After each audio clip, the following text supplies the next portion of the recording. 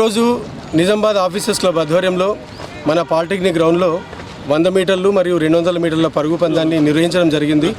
ఇందులో అందరూ ఉత్సాహంగా అంటే 80 సంవత్సరాల పైబడిన వారు, అదేవిధంగా 60 నుంచి 70, 70 నుంచి 80, 40 నుంచి 50, 50 నుంచి 60 ఇట్లా రకరకాల వయసు వాళ్ళు చాలా ఉత్సాహంతో ముందుకు రావడం జరిగింది. ఎందుకంటే మనకు వయసు అనేది ఒక నంబరే తప్ప మనం ఏదో పెద్దవాళ్ళమైనట్టు కాదు. అయితే ఎంత వయసు వచ్చినా కూడా మనం వాకింగ్, రన్నింగ్ చేయడం వల్ల అందరికీ ఆరోగ్యకరంగా ఉంటుంది.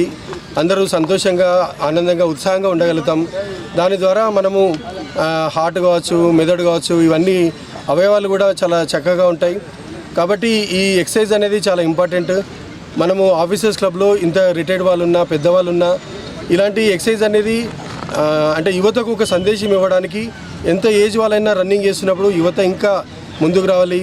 ఎందుకంటే సోషల్ మీడియాలోనూ, ఫోన్లోనూ గేమ్స్ ఆడడం కాకుండా ఇలా గ్రౌండ్లోకి వచ్చి యువత కూడా గేమ్స్ ఆడినట్టయితే వాళ్ళు మానసికంగా, శారీరకంగా కూడా ఎంతో వృద్ధి చెందే అవకాశం ఉంటుంది. కాబట్టి ఈ విధంగా మన నిజామాబాద్ ఆఫీసర్స్ క్లబ్ తరఫున మేము యువతకు ఇచ్చే సందేశం ఒకటే. సో ఖచ్చితంగా అందరూ ఏదో ఒక స్కిల్ను నేర్చుకోవాలి, ఏదో ఒక గేమ్ను నేర్చుకొని వాళ్ళకి హాబీలాగా పెట్టుకుంటే ఒత్తిడి, టెన్షన్ వచ్చినప్పుడు వాళ్ళు తట్టుకునే అవకాశం ఉంటుంది.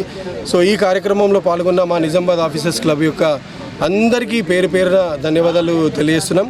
ఇలాంటి క్రీడలు ఇంకా ముందు ముందు మరెన్నో నిర్వహిస్తాం. అదేవిధంగా ఫ్యూచర్లో అండర్ 14, అండర్ 19 చెస్ కూడా నిర్వహిద్దాం అనుకుంటున్నాం నిజామాబాద్ ఆఫీసర్స్ క్లబ్న. అదేవిధంగా ఇతరత్ర క్రీడలు కూడా నిర్వహించబోతున్నాం త్వరలోనే. Thank you.